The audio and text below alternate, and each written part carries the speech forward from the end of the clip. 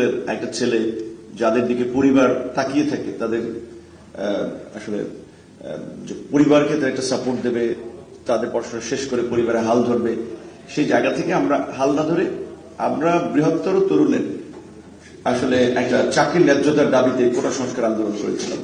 এবং সেটা করতে গিয়ে কি পরিস্থিতির মধ্যে দিয়ে গিয়েছি সেটা নিশ্চয়ই আপনারা ভালো করে জানেন। এবং সেখান থেকে 2019 সালে ঢাকা বিশ্ববিদ্যালয়ের 28 বছর পরে ডাকসু নির্বাচন হয়। ডাকসু নির্বাচনে জয়লাভ করার পরে কার্যত মনে হয়েছিল যে আসলে আমাদেরকে তরুণ সাধারণ মানুষ চাচ্ছে যে আমরা তাদের অধিকারের পক্ষে কথা বলি কিংবা দেশের জন্য কিছু করার একটা চেষ্টা করি। সেই চেষ্টা থেকেই কিন্তু একটা রাজনৈতিক সংগ্রাম গ্র্যাজুয়ালি আমরা এগিয়ে নিয়েছি। এবং এই 24শে জুলাইয়ের গণ অভ্যুত্থান, এটা আমরা বলতে পারি যে যদি ধরেন আমরা ওই স্ট্রাগলটা না করতাম 2018 থেকে কোটা সংস্কার আন্দোলন, নিরাপদ সড়ক আন্দোলন এবং তার পরবর্তী ডাকসু নির্বাচনের মাধ্যমে, আমি ডাকসুর প্রতিনিধি হলেও আমি অন্যান্য বিশ্ববিদ্যালয়ের ছাত্রদের সাথেও কাজ করার চেষ্টা করেছি।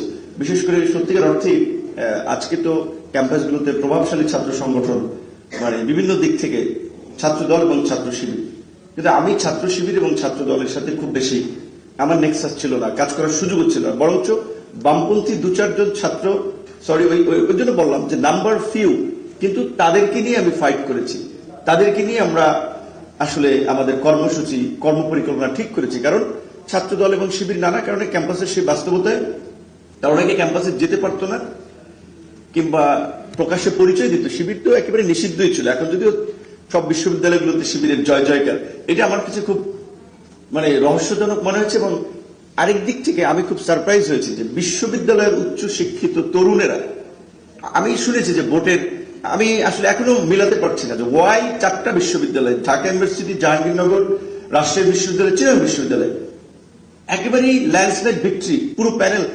ওই স্বতন্ত্র বলেন, এটা কিন্তু সবাই জানেন যে তারাও ওয়ান কাইন্ড অফ শিবিরের নেক্সাসে।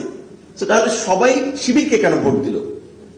এখানে যে সমস্ত আমাদের শিক্ষার্থী বন্ধুরা আন্দোলন সংগ্রামে এত স্যাক্রিফাইস করেছে, এত লাইফ রিস্ক নিয়েছে, ধরেন কাদেরের কথা, ঢাকা বিশ্ববিদ্যালয়, সে তো ওই মানে ফ্যাসিবাদের আমলে